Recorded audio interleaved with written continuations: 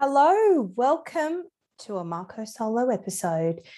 Today's episode, I thought that we would showcase puff pastry and short crust pastry as well.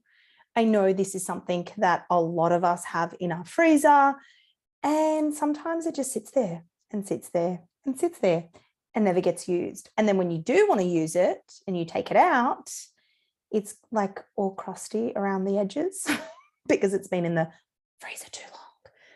So I thought for those of you that have one of those packets before it gets to that crusty state, that I would kind of, I don't know, give you a few suggestions on what you can do with it. I think puff pastry is a lifesaver. It's a game changer. It's something that is so handy. We have all the time. And I reckon, there's so many things that you can do with it. So the aim of the game of this podcast is to give you an idea, inspiration, I don't know, jog back a memory, something that you were like, damn, I used to make these amazing curry puffs or whatever, which we're just going to roll into, right? I'm just going to rattle off some.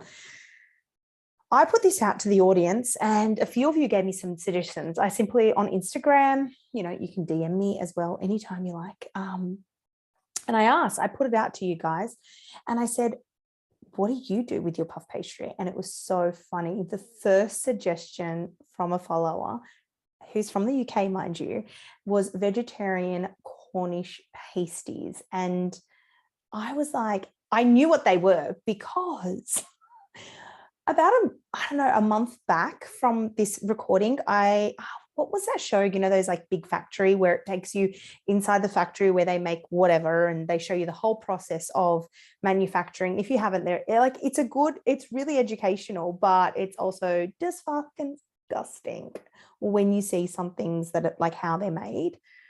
I mean, I didn't even know what the fuck it was. So basically what a Cornish pasty thing is it's like a little puff pastry sort of fold over. It looks like a massive empanada and inside it, it's filled with beef, potato, sweet, and onion. Yes, homemade ones would be delicious. I'm assuming the ones that I saw that were made in a factory did not really look appetizing. And I was mortified with how much or how many they sold per week of these things. I was like, holy macaroni, I cannot believe it. Anyway, but I'm sure that the vegetarian homemade ones are delicious. I think any homemade things would be delicious. So for all the UK listeners, that one's for you. Definitely DM me and tell me how much you're like a hangover treat or something. I don't know. Other things that I probably do the most are pinwheels. Pinwheels, Cheesy-Mite ones, so Vegemite for us Aussies with grated cheese. Then this rolls into the sweet ones. Of course, you could do like cinnamon and sugar ones. Basically, what you do is you obviously line out the puff pastry, put whatever topping. I mean, you could do pizza ones like with tomato paste, cheese, olives, mushrooms, whatever you like. Roll into a log, slice them up as you would like scrolls, and bake them that way. Really, really good lunchbox fillers, really good throw me down snacks, and just delicious and easy, right? The other ones were breadsticks. I have done a reel on this. I was inspired by the Pasta Queen. I saw these and I was like, oh my God, why haven't I done these before? So puff pastry, grated pecorino or parmesan, some beautiful sliced prosciutto. You can use ham, you can use salami, whatever you like, guys, whatever. Followed by another sheet of puff pastry on top. I just kind of roll it out a little bit just so it squishes. Cut them into 1-inch strips, twist on a baking tray, garlic infused olive oil or regular olive oil, whatever you like, and bake at 200 fan forced until golden. So about 10-15 minutes. So good to dunk into soup. Great for snacks, easy, crowd pleaser. Bob's your uncle. Next one, chocolate pies. Pies. So if you have a pie maker, my rule of thumb is short crust pastry for the base, puff for the top. I don't know. For me, that's my go-to. That's how we roll. I could be wrong. I mean, there's nothing wrong with puff on puff. But yeah, that's kind of like the rule of thumb that I do. So let me know what you guys think of that and if you do it that way. Obviously, fillings, chicken and leg. I've got Well, on my Instagram, you guys may have seen that I did a carousel slides of chicken leek open, well, not open, like a one pan pie, because sometimes we can't be bothered to cut out the molds. Like, let's be honest, like sometimes we're like, I cannot be fucked to cut the little circles out, to stand there, to individually bake them. So I did a one pan pie, which obviously I was inspired by Desi. She reminded me to do it. I used phyllo on the top, but you could definitely just put, you know, a puff pastry on the top. Would be delicious. Top with some mash, maybe. Am I getting the brain juices flowing here? Because I'm like, I should actually write some of these down. I've got a list here, but now I'm just rattling off. Like while I talk, I'm salivating. So they're definitely things. So I thought I would also touch base on what I do with puff pastry or short crust pastry that are the offcuts from when I cut the molds out for the pie dishes.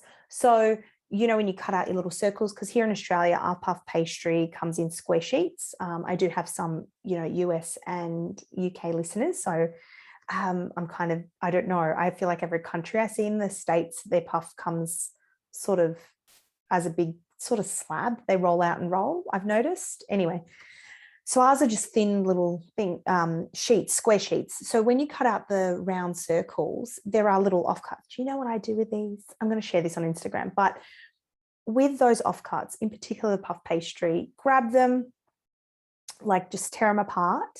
So you have like random shaped triangle offcuts. Sprinkle some pecorino or parmesan, some onion powder, garlic powder, granules, whichever, whatever you like, herbs. It could be dried rosemary, dried Italian herbs, dried oregano.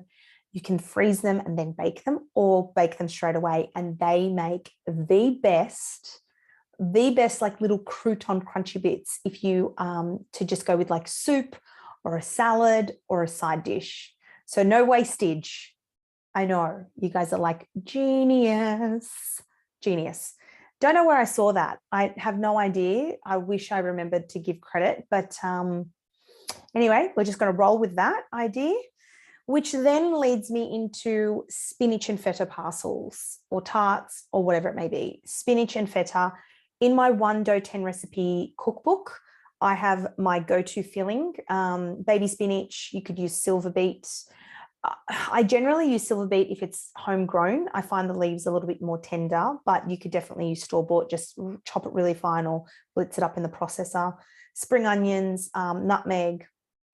You could put a bit of shredded cheese, crumb some Greek feta. You can use Danish if you prefer the more creamier texture and flavor. Fresh thyme, fresh oregano. You could use dried herbs, whatever it may be.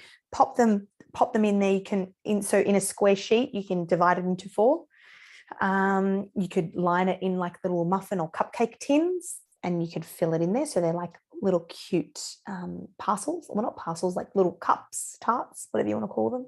So many names, geez. Anyway, the other ones that I do is when you, again, get the square sheet of puff, divide it into 4, and each one you would put, you could put some spinach and kind of cross over 2 corners so that it's sort of like an oval shape. Beautiful. Other fillings could be pesto. You could do a green or red based pesto. You could buy store-bought. You could make your own. I make my own, especially when basil's in season. And I get them from friends or family. I blitz a massive load of basil pesto up and portion it out and freeze them. And they just last me the whole year. And it's a really good way to keep like a sauce or marinade in the freezer. So I could spread a bit of that. If you have some ripe, beautiful tomatoes, you could layer that on, some prosciutto, asparagus, ham, whatever, right? You could just do cheese and ham. It doesn't matter. Beautiful, beautiful. So they're foldovers. Sausage rolls. Hello, sausage rolls. Can't go wrong. I haven't made sausage rolls in ages. I love a good pork and fennel filling. You could do lamb and feta filling. You could do chicken. I mean, I say chicken and corn. I'm not a big fan of chicken and corn. I don't know. It reminds me of those. Oh, what were they called? Someone DM me and tell me what they were called. Oh my gosh. You know that I never ate them. Oh, yuck. Sorry, I'm heaving on the call. I just can't do it. And another suggestion I got through was curry puffs. which admittedly, I think I've made them once in my whole life. I don't have a go-to recipe, I must say. So if anyone has any listener that has a really good curry puff recipe, send it over. However, I will omit the peas because peas should be illegal. If you don't know me by now, I'm Marilyn and I hate fucking peas. I cannot do it. I'm sorry. I feel like Matty Johns from the footy show where he was like gagging the minute that they brought them out. I just can't do it. It's a textural thing. My mum did not believe me as a child until she forced me to have them and I chunned it all over the table. And she's like, okay, it's legit now. Like, yeah, disgusting. I think it's the texture of them popping. Oh, I love snow peas. Love snow peas. They're delicious. Cannot do peas. It's the popping sensation that just gets to me. And then my husband was like, but you eat grapes. I'm like, yeah, but they're firm. It's not like the texture of, anyway, okay, let's just not go there. What else was I going to say? Did I say empanadas? I probably didn't. I should have gone down the list logically, but I didn't. So in case I'm repeating myself, I apologize. This is what happens as you get older. You repeat yourself and you don't realize what you said to who. Empanadas. In my, again, 1 to 10 recipe cookbook, I have my go-to empanadas filling. They're more of a Chileno filling. The traditional one where mum's from in Venezuela, it's more like a carne mechada, which is like a pulled beef with beautiful aromats, capsicum, garlic, onion, cumin, paprikas. In the 1 to 10 recipe cookbook that I have, the filling is more a mince based. It's super duper easy. You could definitely, do you know what I do? If you have the book, go make them, but you can make it sort of like for a Mexican bowl for dinner one night. So you could do the mince with some side dishes, sort of like tacos. And then with the leftover mince, you could then repurpose them into these parcels. So I prefer to do the empanadas with, if you don't want to do the dough and you just want store-bought, short crust pastry is amazing with just like an egg wash. And you could then, if you don't want to eat them the next day, but you want to use the leftovers, you could make them and then freeze them so that you could build that freezer stash. And they're really, really good to have on standby, especially when you've gone out, had sort of like an earlier lunch or a lunch, but you don't want to have dinner because you're still sort of full, but you're hungry. They're great to pull out and just have. They go beautifully with my chimichurri. There's a free recipe on my website. And we're digressing now, but that's just how we roll, right?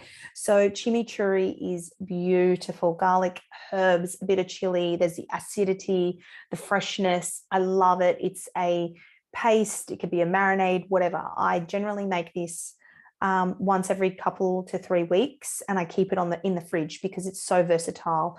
Lather it on meat or steak. It's my go-to to put on top of my breakfast plate. So with eggs, it is divine. If anyone hasn't made my chimichurri, please visit the website, go make it, DM me, let me know, tag me. I would love to see how you incorporate it. Oh, side note, I can't see any of your tags if you're a private Instagram page. It just won't let me. So don't think that I'm ignoring you, please. Just slide into my DMs with any shares. I would love to hear them. So we'll roll into the sweet side because I feel like people get so overwhelmed with thinking about dessert. And if we've got to go to someone's house and we want to take something, I think it's always polite to take something in your hand. I know that it's just a cultural thing. I love to take something in my hand. It's just, I don't know, for me, it's just polite, right? And just a way of saying thank you. And it's just being nice. So I like to take something, but sometimes I'm like, oh my gosh, I just do not have time to make dessert. But also sometimes you don't want to buy anything because nothing's open or you just left it to the last minute. So always have a packet of short crust puff pastry in the freezer. You could do little parcels, same as we did the savory with the pesto and tomato. There's a picture on my Instagram somewhere. Just have a little scroll and see. But you could fill it with some fresh berries. Berries would be beautiful. You could then bake them when you're there. Pour some custard on top. Oh my God, it's been so long since I've had custard. I can't even tell you how long it's been. Another one could be tarts. So cut them into fours. You could put some peaches when they're in season, some blackberries, and then bake it at wherever, whenever, and serve with a dollop of vanilla bean ice cream. I know, right? And that way you could also have some freezer stash of berries, like frozen berries. I know that when my berries, like they're not off, obviously, but I know that no one's going to eat them in the next day. And I swear, berries are like fucking avocados. Like that extra 5 minutes, and they're ripe and they're off. I freeze mine sometimes. You know, you could use them for desserts. You could use them for smoothies, whatever it may be. So having the berries with, you know, and then you could just put some like little caster sugar, brown sugar, put them on top of the short crust or the puff pastry, bake them. They'll caramelize with a dollop of ice cream. I know, right?